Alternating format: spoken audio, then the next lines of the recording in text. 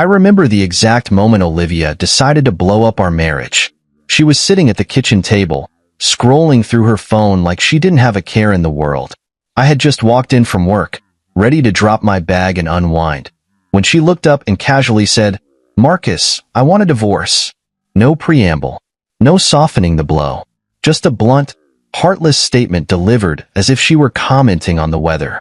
I froze for a second, unsure if I'd heard her correctly. "Excuse me?" I asked, my voice calm despite the storm brewing inside me. "I said, I want a divorce," she repeated, with a tone that suggested I was somehow too slow to comprehend the first time. I should have been angry, maybe even devastated. Instead, I was struck by her sheer audacity. Divorce? After everything we'd been through together? And the reason? That's what hit me the hardest. "I can't keep living like this," she continued, crossing her arms. "I need someone who actually works, who contributes. This isn't the life I signed up for." I blinked. Doesn't work? I wanted to laugh, but I kept my composure.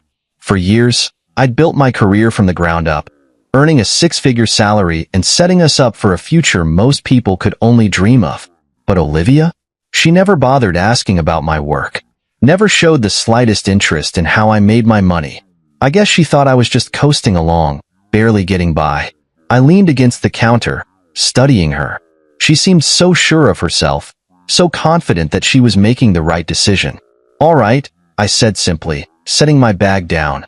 She tilted her head, surprised. "All right." "Yes, Olivia. If you want a divorce, I won't stop you."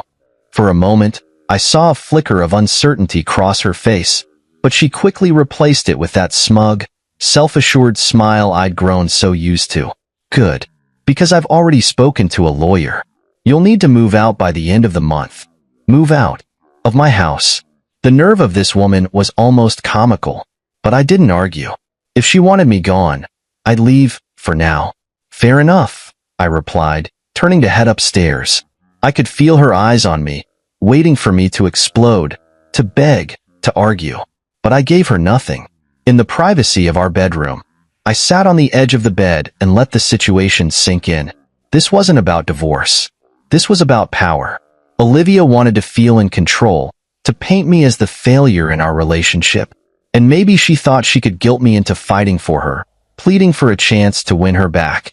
But she didn't know me as well as she thought she did. The days that followed were a masterclass in passive-aggressive behavior. Olivia suddenly had a lot to say about everything, from how I folded the laundry to the way I spent my evenings. She criticized my hobbies, my habits, even the way I brewed my coffee. It was as if she were trying to justify her decision by turning me into the villain. And then there was Brian, my so-called best friend. At first, I didn't think much of the way she kept mentioning his name. Brian said this, or Brian suggested that. But soon, it became clear he was more than just a friend in her eyes. I didn't confront her. I wasn't ready to tip my hand. Instead, I let her think she was in control. I let her believe I was the passive, clueless husband who wouldn't see what was happening right under his nose. One evening, as I packed a suitcase with a few essentials, Olivia leaned against the doorframe, arms crossed and a smirk on her face. "So, have you figured out where you're going to stay?" she asked, her voice dripping with condescension. I zipped up the bag and turned to face her. "Don't worry about me, Olivia. I'll be just fine," she huffed, clearly annoyed by my calm demeanor. "Good. Because Brian and I are planning a dinner party here next weekend. It'd be awkward if you were still hanging around." Dinner party? In my house? With my best friend? The gall was almost impressive. "Don't worry," I said, shouldering the bag. "I'll be gone long before then." As I walked past her, I caught a glimpse of her smug smile. She thought she'd won. She thought I was slinking away in defeat. But what Olivia didn't realize was that she had just handed me the match to light the fuse. If she wanted to burn everything down, I was going to let her. And then I'd watch as the flames consumed her and Brian both. Sometimes, the best revenge isn't shouting or fighting. It's silence. It's patience. It's letting the other person dig their own grave while you quietly prepare to bury them in it. And trust me, I was just getting started. Betrayal is an insidious thing. It doesn't announce itself with fanfare or fireworks. No, it sneaks in quietly, disguised as casual conversations and harmless gestures until one day, you wake up and realize everything you thought was solid has been chipped away. Olivia's request for a divorce was the first crack. What followed was the steady crumble of everything I thought I knew about her and Brian. Yes, Brian, my best friend, or at least, the man who had held that title for years. I should have seen it coming, but hindsight is a cruel companion. At first, it was subtle. Olivia started mentioning Brian's name more often than usual. Brian said this, or Brian recommended that. She'd say casually over dinner. I'd nod, not thinking much of it. After all, he was a close friend to both of us. But as the weeks went on, his name slipped into our conversations more frequently, and with a certain warmth that made my stomach twist. The first real red flag came on a Saturday afternoon. Olivia had just come back from one of her lunches with Brian. She was laughing, her cheeks flushed in a way I hadn't seen in years. When I asked what was so funny, she waved me off with a dismissive, "Oh, it's just something Brian said. You wouldn't get it." I wouldn't get it? Since when had I been on the outside of our marriage, looking in? The answer, I realized, was far earlier than I'd cared to admit. I started noticing more. The texts she'd type with a sly smile and quickly lock her phone. The way she'd suddenly dress up more whenever she had plans with Brian. The excuses about how they were just friends, or how I was overthinking things. Overthinking? That's the favorite word of every guilty person trying to shift the blame. I still didn't confront her, though. What would have been the point? She'd only deny it, spin the narrative to make me look like the paranoid husband who couldn't handle her having male friends. So, I let her think I was blind, too preoccupied with my own life to notice hers unraveling. The real blow came when Brian showed up at my house uninvited. I was in the middle of packing, fitting my life into suitcases, as Olivia had so graciously requested, when I heard the doorbell. Opening it, I was met with Brian's ever-confident grin. He strolled in without waiting for an invitation. "Marcus, my man," he said, like we were still the closest of friends. "How's it going?" I stared at him, every ounce of patience in my body strained to its limits. "What do you want, Brian?" I asked, keeping my voice even. He leaned against the wall, all nonchalance and charm. "Just checking in. Olivia told me you were moving out, and I thought I'd see if you needed any help." Help. From the man who was quite literally moving into my life. The audacity was almost impressive. "I've got it handled," I replied curtly, turning back to my packing. Brian lingered, and when I glanced over, I could see the wheels turning in his head. He wasn't just here to check in. He was here to rub it in, to stake his claim. "Listen," he said, his voice taking on a tone he probably thought sounded sincere. "I know this must be hard for you, but things happen, you know? Life's unpredictable." "Things happen," I echoed, turning to face him fully. I took a slow step closer, forcing him to meet my eyes. "Yeah, Brian, things do happen, and sometimes they come back to bite you." For the first time, he faltered. The confident smirk wavered, replaced by something almost resembling uncertainty. I didn't wait for him to recover. I turned back to my suitcase, effectively dismissing him. "You've always been a cool guy, Marcus," he said awkwardly, retreating toward the door. "No hard feelings, right?" I didn't respond. Silence is a powerful thing, especially when someone is desperate for a reaction. Brian left without another word, and as his car disappeared down the street, I let out a breath I hadn't realized I'd been holding. That night, as I lay in the bed that would soon no longer be mine, I replayed the events of the past few months. The missed signals, the lies, the betrayal.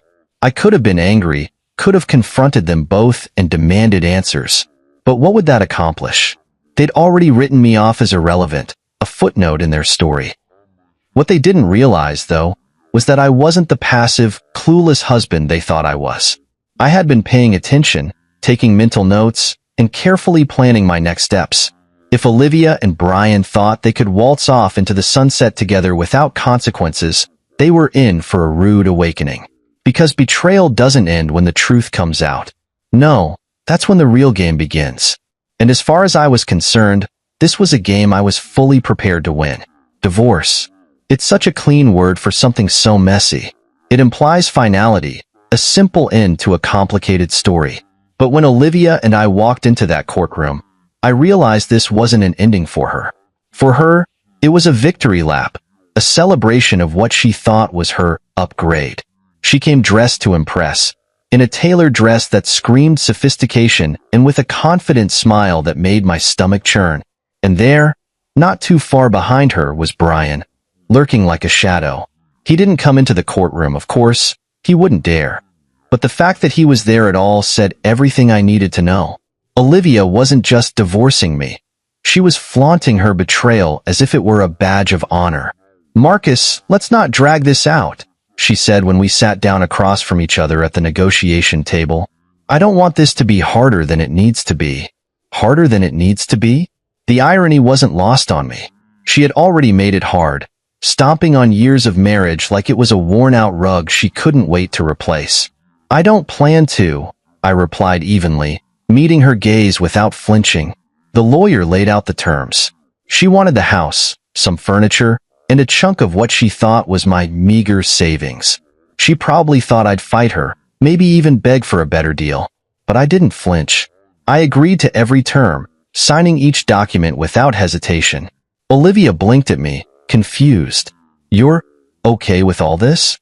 "Why wouldn't I be?" I asked, keeping my tone light. "It's just stuff, Olivia. You can have it." For a split second, I saw the doubt creep into her expression, but she quickly covered it with a smug smile. She thought she'd won, that she was walking away with everything that mattered. What she didn't know was that the house wasn't mine to begin with. It was a rental under my name, something I'd used as a workspace when I first started freelancing years ago. And the savings she thought she was taking a piece of? That was just a fraction of my wealth. The real money was tucked away in investments, accounts she didn't even know existed. As the papers were signed and the process finalized, Olivia leaned back in her chair, satisfied. "Well, I'm glad we could handle this like adults," she said with a patronizing tone. I just nodded, fighting back the urge to laugh. A week later, I packed up my belongings and left the house she so desperately wanted. I left her everything she asked for. Furniture, decorations, even the expensive kitchen gadgets she'd never actually used. It wasn't worth the trouble to take any of it. Let her have her spoils. Brian, of course, wasted no time moving in. A neighbor texted me a photo of him unloading boxes into the house. Olivia standing on the porch with that same smug smile plastered across her face. They probably thought they were building their perfect little life together, completely unaware of the storm brewing just beyond their view. What Olivia didn't know was that I'd already started gathering evidence of her affair with Brian months before the divorce. Photos, text messages, even a GPS history showing their frequent lunches at a nearby hotel. And while I could have used it to blow up the divorce proceedings, I decided against it. Why? Because dragging this out in court would only prolong the drama, and I wanted something far more satisfying. I wanted karma to take its course, and I wanted front row seats when it did. In the weeks that followed, I settled into my new life. My career continued to thrive, and my income grew even further as new opportunities rolled in. Meanwhile, Olivia and Brian were busy parading their relationship around town, convinced they were the picture of happiness. I didn't react. I didn't call. I didn't text. My silence was deafening, and I knew it would eat away at them eventually. One day, I received a message from a mutual friend. "Marcus, did you know Olivia's throwing a housewarming party? She and Brian are really leaning into this whole thing." I just chuckled to myself. Of course they were. Olivia was the type who needed validation from others, who thrived on the illusion of success. She didn't realize that her shiny new life was built on a foundation of lies, and that foundation was already starting to crack. As I sat in my new apartment that evening, looking out over the city skyline, I couldn't help but feel a sense of peace. Olivia thought she'd won, but she had no idea what she'd really lost. And Brian? Well, he was about to learn that taking something that wasn't his came with a price. I wasn't rushing. Revenge, after all, is a dish best served cold, and I was just getting started. I'm not sure what Olivia expected when she and Brian decided to make their affair official. Maybe she envisioned a picture-perfect life, complete with weekend brunches, romantic vacations, and the glow of a new relationship? If so, she was in for a rude awakening. It didn't take long for the cracks to show. I stayed quiet, of course. There was no need to intervene. They were digging their own graves just fine without my help. The first sign of trouble came through whispers from mutual acquaintances. A friend of mine mentioned that Olivia and Brian were already struggling to maintain their new dream life. She's hosting all these dinner parties, trying to show off, my friend said. But I hear Brian's been overspending, and they're behind on the bills. I wasn't surprised. Brian had always been the kind of guy who wanted the lifestyle without the work. He liked expensive suits, flashy cars, and fine dining, but he didn't have the discipline or the income to sustain it. Olivia, apparently, hadn't realized she traded financial stability for a man who was all show and no substance. Then there was the gossip about their arguments. They weren't the couple everyone thought they were. People talked about the shouting matches that could be heard through the walls of their rented house. Yes, rented. The house Olivia had been so smug about taking in the divorce was gone. She'd been forced to sell it after realizing she couldn't afford the upkeep. One day, I got a call from an old neighbor. "Marcus, you won't believe this," she said, barely able to contain her laughter. "Olivia and Brian had the landlord banging on their door this morning. They're behind on rent." I leaned back in my chair, a smile creeping onto my face. "Oh, how far behind?"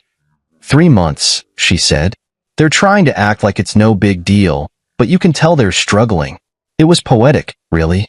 The life they'd so proudly built on betrayal was crumbling under the weight of their own arrogance. Meanwhile, I focused on my own life.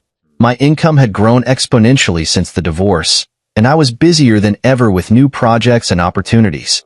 I poured myself into my work, building something real and lasting while Olivia and Brian stumbled through their hollow relationship. Then, out of the blue, Olivia reached out.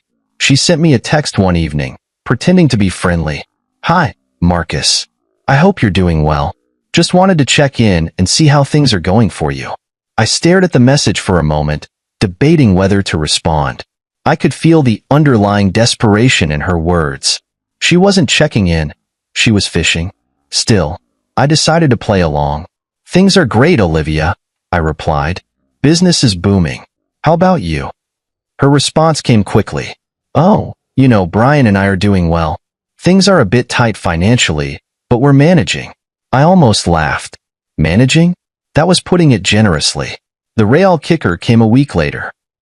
I was leaving a client meeting when I spotted Olivia waiting outside the building. She looked different, tired, stressed, and not nearly as put together as she used to be. "Marcus," she called, her voice tinged with something I hadn't heard from her in years. Uncertainty. I approached her, keeping my expression neutral. "Olivia, what brings you here?" She hesitated, fiddling with the strap of her purse. I wanted to talk. Things have been tough lately, and I thought maybe we could catch up." Catch up? I knew exactly what she wanted, but I wasn't about to make it easy for her. "I'm a little busy," I said, "but I hope things improve for you." She forced a smile, but I could see the cracks beneath it. As I walked away, I couldn't help but feel a sense of satisfaction. This was karma at its finest. Olivia and Brian had thought they were trading up, but they didn't realize the price of their choices. Now they were stuck in a life they couldn't afford, struggling to keep up appearances while the walls closed in around them. The best part? I didn't have to lift a finger. They had done this to themselves, and I was content to watch from a distance as they reaped what they had sown. Their perfect little world was falling apart, and I hadn't even started my revenge yet. The thing about revenge is that it doesn't always need to be loud.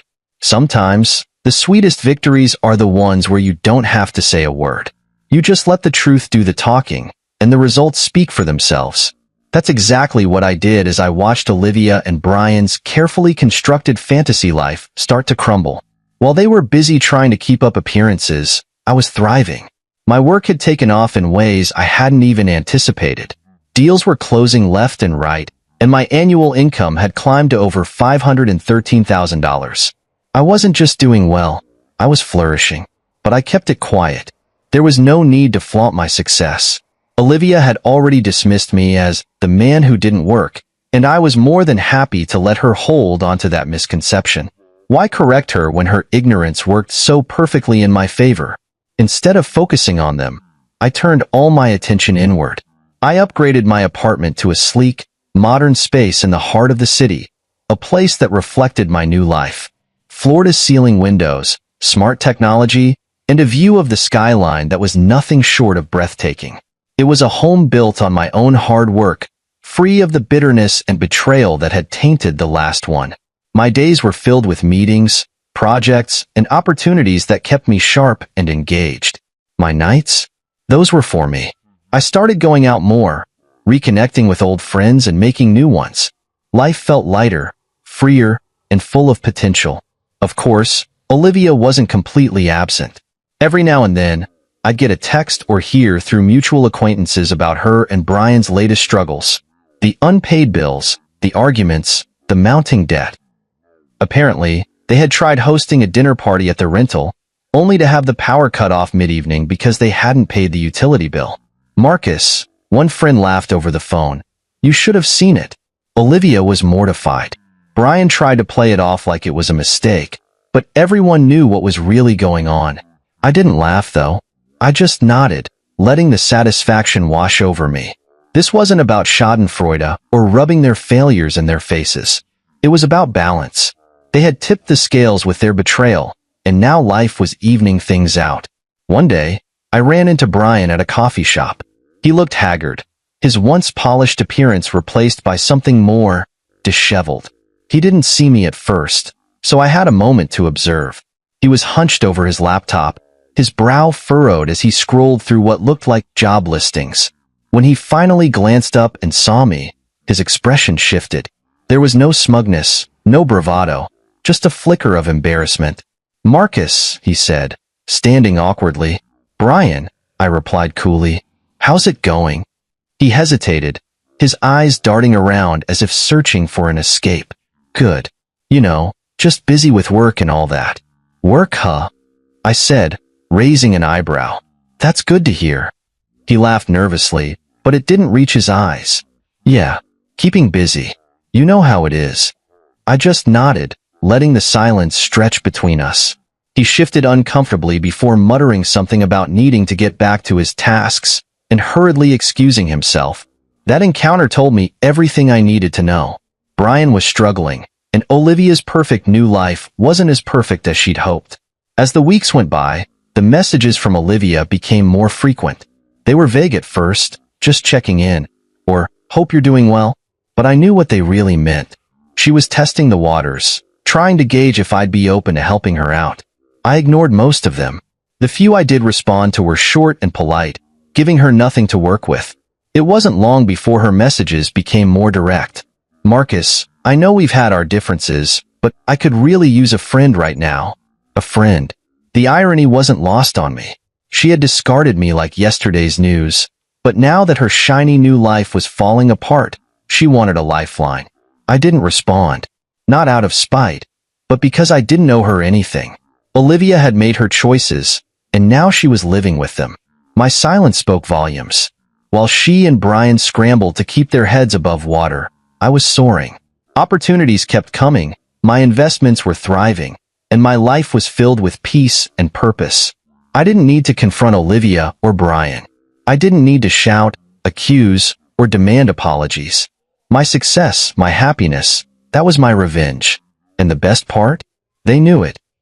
They saw it in every ignored message, every passing rumor about my success, and every encounter where I walked away with my head held high while they scrambled to pick up the pieces. This wasn't just about getting even. It was about proving to myself that I could rise above it all. And I had. Quietly, confidently, completely. The downfall of Olivia and Brian wasn't an explosion. It was a slow, crumbling mess of their own making. I watched it unfold from a distance, hearing bits and pieces from mutual acquaintances, and seeing the occasional post on social media.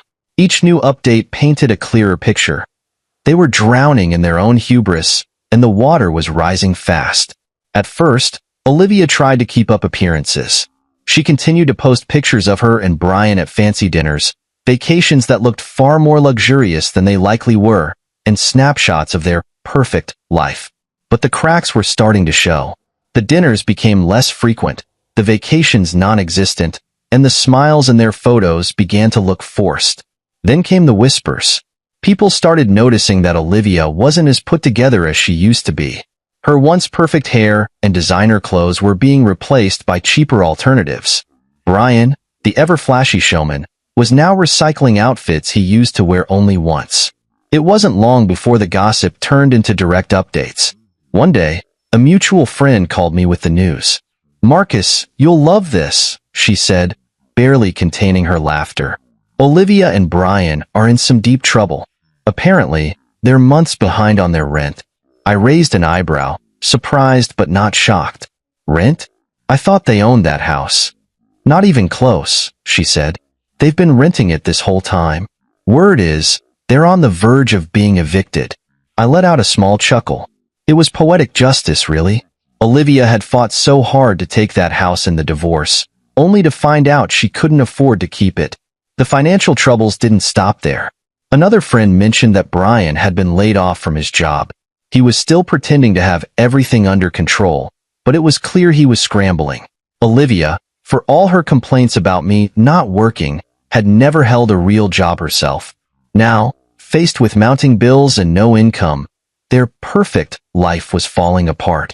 One evening, as I sipped my coffee and scrolled through emails, I got a text from Olivia. "Marcus, I really need to talk to you. It's important." I stared at the message for a long moment before typing a response. "Is everything okay?" Her reply came almost instantly. "Not really. Brian and I are going through a rough patch, and I was wondering if you could help. Just a little loan to get us through." A loan. From me. I couldn't help but laugh at the irony. She had left me, ridiculed me, and flaunted her new relationship with Brian. And now she wanted my help? "I'm sorry to hear that," I replied, "but I'm afraid I can't help." "I'm sure you'll figure it out." Her response was slow this time, and I could almost feel the frustration through the screen. "Marcus, please. Just this once. You don't have to make it a big deal." I didn't bother responding. There was nothing more to say. Olivia and Brian had made their bed, and now they were lying in it. The next piece of news came a week later. Olivia and Brian had officially been evicted. The landlord, apparently tired of their excuses, had given them a hard deadline, and they hadn't been able to meet it. They were forced to move into a tiny, run-down apartment on the outskirts of town. "Marcus, I wish you could see it," the same mutual friend told me over the phone. "It's such a far cry from the life they were pretending to have. Olivia's barely holding it together, and Brian looks like he's aged 10 years. I didn't gloat. I didn't need to. Their downfall wasn't about me. It was about the consequences of their own choices. Olivia had traded a life of stability and support for a fantasy that couldn't withstand reality. And Brian, well, he was reaping exactly what he'd sown. But the most telling sign came during another unexpected encounter. I ran into Olivia at a grocery store, her cart filled with store-brand essentials. She looked up, saw me, and froze. "Marcus," she said, her voice shaky. "Olivia," I replied, keeping my tone neutral. She opened her mouth as if to say something, but no words came out. She looked defeated. The confident, smug woman who had demanded a divorce and flaunted her affair was nowhere to be found. "I hope you're doing well," I said, breaking the silence. She nodded quickly, her eyes darting away. "You too," she mumbled before pushing her cart down the aisle. As I watched her walk away, I couldn't help but feel a strange mix of emotions. Satisfaction, yes, but also pity. Olivia had made her choices, and they had led her here. This was the life she had fought so hard to create, and now she was trapped in it. I didn't need to say or do anything to make her regret what she'd done. Life had already taken care of that for me. And as I walked out of the store that day, I realized that sometimes karma doesn't need a push. It just needs time. It wasn't long before everything came to a head. I knew it was coming. It was inevitable. People like Olivia and Brian don't handle consequences well. When their carefully constructed illusion of success starts to crumble, they lash out, looking for someone to blame or someone to bail them out. One morning, as I was finishing up a client call, My phone lit up with a number I hadn't saved, but I knew it. Olivia. For a moment, I considered letting it ring out, but curiosity got the better of me.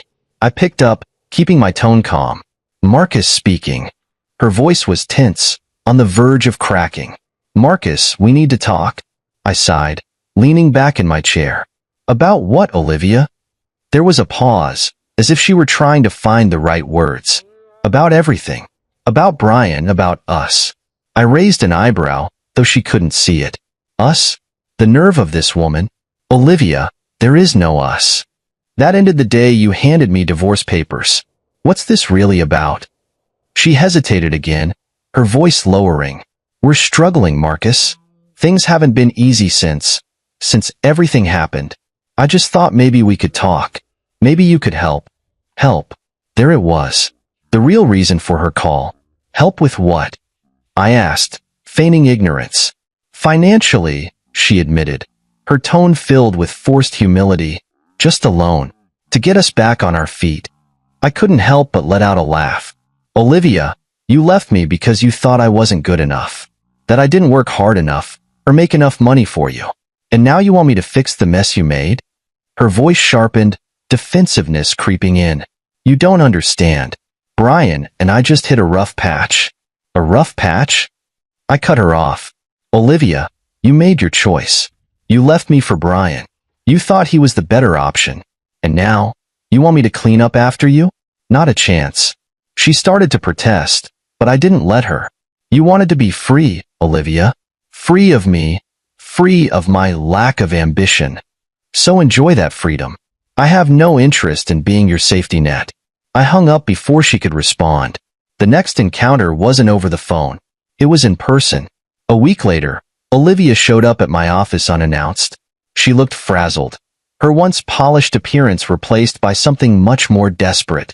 Marcus, she said as she stepped into my office, ignoring my assistant's attempts to stop her.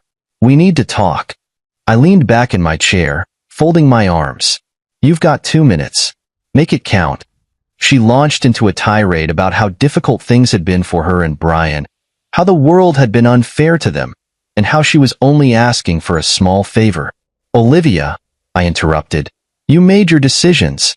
You left me for Brian, thinking you were upgrading your life. How's that working out for you? Her face flushed, anger and embarrassment mixing in her expression. Marcus, I know I hurt you, but you don't have to be so cruel. I thought you were better than this. Better than this? I laughed. You thought I was a failure, Olivia. You thought I wasn't good enough. Now you're here, begging me for help because your perfect life isn't so perfect after all. I owe you nothing. Just then, as if the universe wanted to drive the point home, Brian walked in. He must have followed her, because his timing was too perfect to be coincidental. He looked even worse than Olivia, disheveled, stressed, and clearly out of his depth. Marcus, he said, trying to sound casual, but his voice was shaky. Can we talk man to man? I stood up, walking around my desk to face him. Man to man? I echoed. You mean the same way you talked to me while sleeping with my wife behind my back? Save it, Brian. He winced but pressed on. Look, we made mistakes.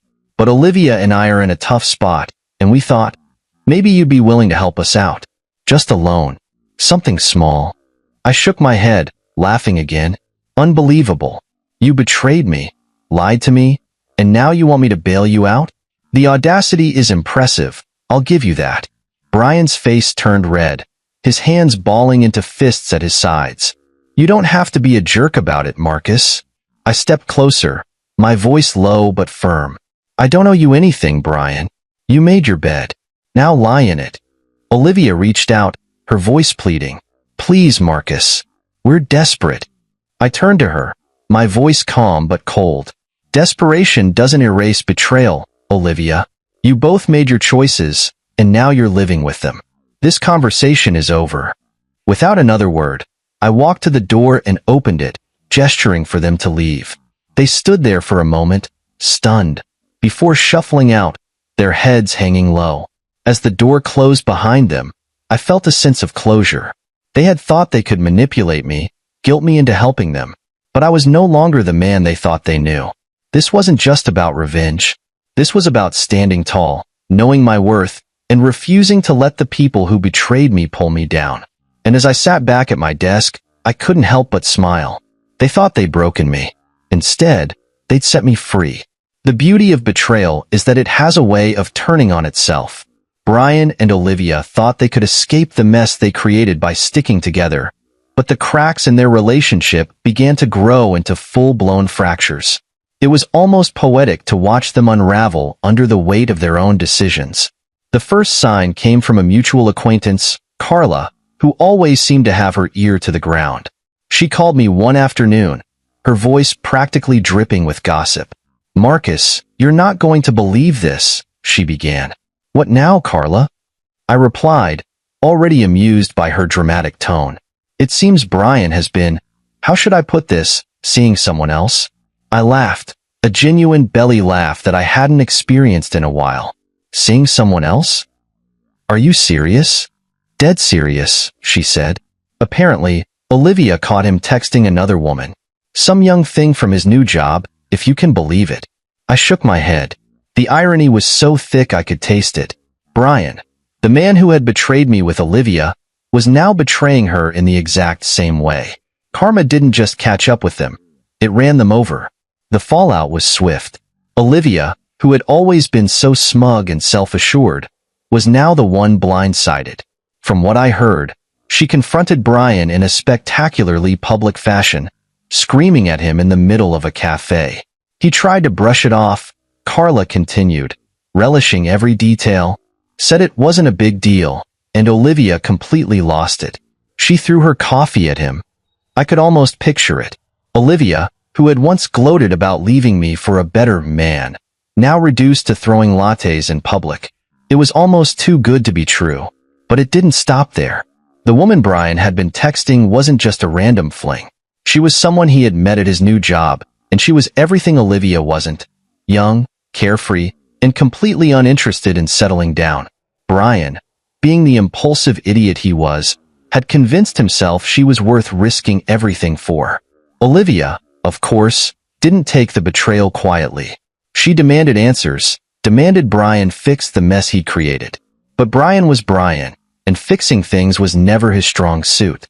Instead, he doubled down, blaming Olivia for their financial troubles and accusing her of being too demanding. Their arguments became the talk of the town. Neighbors reported hearing shouting matches late into the night, and more than one friend told me about awkward encounters where Olivia would burst into tears mid-conversation.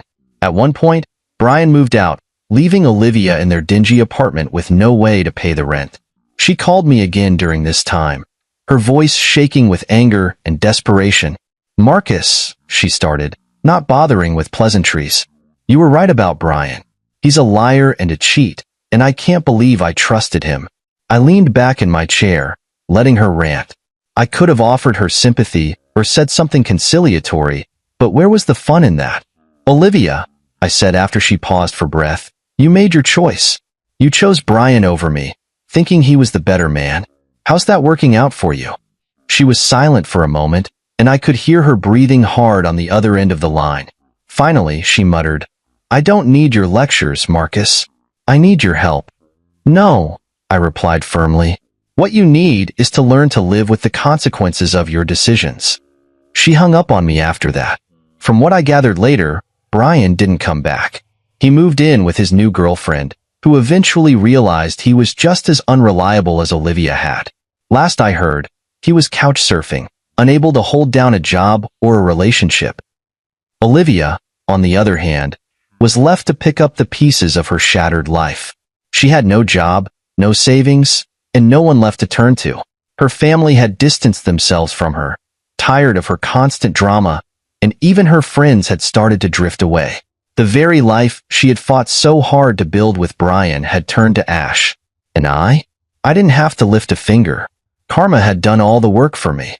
There's a certain satisfaction in knowing that people like Olivia and Brian inevitably destroy themselves. They think they're clever, think they can manipulate and betray their way into happiness, but life has a way of humbling them. And while they were busy tearing each other apart, I was thriving. My work was flourishing, my life was peaceful, and my future was brighter than ever. The best revenge, they say, is living well. And by that measure, I had already won. The funny thing about hitting rock bottom, when you're the one betrayed, humiliated, and discarded, is that you find out just how resilient you really are. For me, the divorce wasn't the end. It was the beginning. A fresh start disguised as devastation. Olivia and Brian had burned the bridge behind them, but I was already building a better one ahead. After the divorce, I made one promise to myself. I wouldn't let their betrayal define me. I would rise above it, not just for the sake of revenge, but for the sake of my own peace. And that's exactly what I did. The first step was investing in myself. I upgraded my apartment to a sleek penthouse in the heart of the city. Floor-to-ceiling windows, minimalist furniture, and a view that reminded me every day how far I'd come. It wasn't just a place to live. It was a statement, a symbol of my new life. My career, already stable, began to flourish in ways I hadn't imagined. Freed from the stress of Olivia's constant criticisms and Brian's backstabbing, I threw myself into my work with renewed focus. Clients noticed. New contracts poured in. My annual income skyrocketed, hitting $513,000 and climbing. And then there were the unexpected opportunities. My expertise and reputation in my field led to speaking engagements, partnerships, and investment offers. Every success felt like a quiet victory, a reminder that I was more than the man Olivia had underestimated. Socially, I began to rebuild as well. Old friends who had drifted away over the years reconnected. New friends entered my life, people who appreciated me for who I was, not what they could gain from me. I started attending events, networking with like-minded individuals, and even taking the occasional weekend trip just for fun. But the most significant change was internal. I learned to value myself in ways I never had before. For years, I had poured so much energy into keeping Olivia happy, trying to meet her impossible standards, that I had lost sight of my own worth. Now, I was reclaiming it. Therapy helped, too. I won't pretend I did it all on my own. Talking to someone impartial, someone who could help me process the betrayal and the lingering anger, was invaluable. My therapist once told me, "Marcus, you're not responsible for other people's choices. You're only responsible for how you respond to them." Those words became my mantra. And then there was my creative side. I'd always dabbled in writing and photography, but now I had the time and energy to take it seriously. I started a blog, part personal journal, part professional insights, that quickly gained traction. People resonated with my story of rebuilding, of turning pain into progress. Every now and then, I'd hear whispers about Olivia and Brian. Their downward spiral had become something of a cautionary tale among our old circle of friends. The latest updates were always the same. More debt, more drama, and more regret. Marcus, a mutual friend, once said over coffee, "I don't know how you're so calm about all this. If I were in your shoes, I'd be furious." I shrugged. What's the point? They're living their karma. I don't need to add to it. And it was true. Watching them flounder while I thrived wasn't just satisfying. It was liberating. I didn't need to chase revenge or wallow in resentment. I was too busy living well. Still, there were moments of reflection. Late at night, staring out at the city lights from my penthouse, I'd think about everything I'd been through. The betrayal, the heartbreak, the anger. It hadn't been easy to move past, but I had done it. And in the process, I discovered a version of myself I didn't even know existed. Stronger, wiser, more confident. Life didn't stop throwing challenges my way, of course. It never does.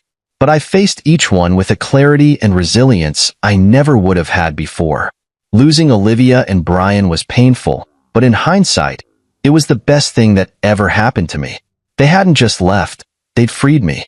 Now, every day felt like a step forward. I wasn't just surviving, I was thriving. And the best part?